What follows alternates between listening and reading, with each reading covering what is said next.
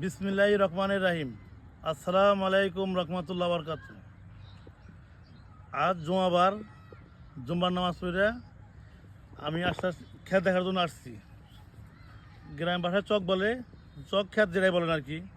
এই যে দেখতে পাচ্ছেন, এই এই ধানের কিছু পায় ধান ডাইনা চারা চারা চারা করার পরে 2-3টা করে চারা এখানে মানে বোনা হয়েছে আর কি।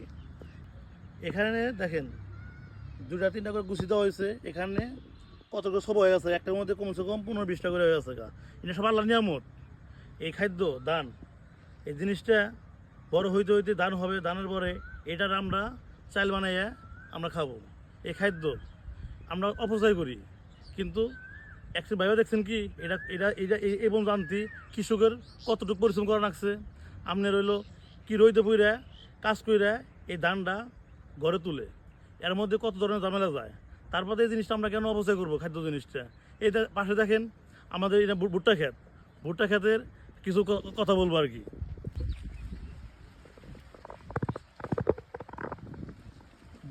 ভুট্টা ক্ষেতের কথা বলার নাই, কি বলবো। দেখেন একটা করে দানা, একটা দানা মাটিতে বোনা বোনা হয়েছে। বোনার পরে এই জিনিসটা ছোটো থেকে বড় হইতে হইতে দেখেন 3টা বাদি হয়েছে। 3টা বাদির মধ্যে কমসে কম না হইলে পারে আপনার রইল 4-500 দানা হবো। তাহলে আল্লাহ নিয়ামত একটা একটা বেসন বোনা হয়েছে, এখানে গুণে এতটি খাদ্য হয়েছে। এই খাদ্যটা তো আমরাই তো খাবো। তারপরে আমরা জিনিসটা আমরা আল্লাহর উপরে শুকরিয়া জানাই না যে আল্লাহর নিয়ামতে কী পারে আল্লাহ, আল্লাহ কী পারে না, সবই পারে আল্লাহ। একটা ভুট্টাই গুণে একটা ভুট্টাই গুণে কতটি ভুট্টো হয়েছে। তো যাই হোক, আল্লাহর নিয়ামত সবসময় বলতে হবে যে আলহামদুলিল্লাহ, আল্লাহ যাই কিছু করে ভালোর জন্য করে। আর নিয়ামত আল্লাহ সব দিয়ে রাখছে, আল্লাহর কাছে কিছু নাই। এই নিয়ামতটা আমরা শুকরিয়া জানাই।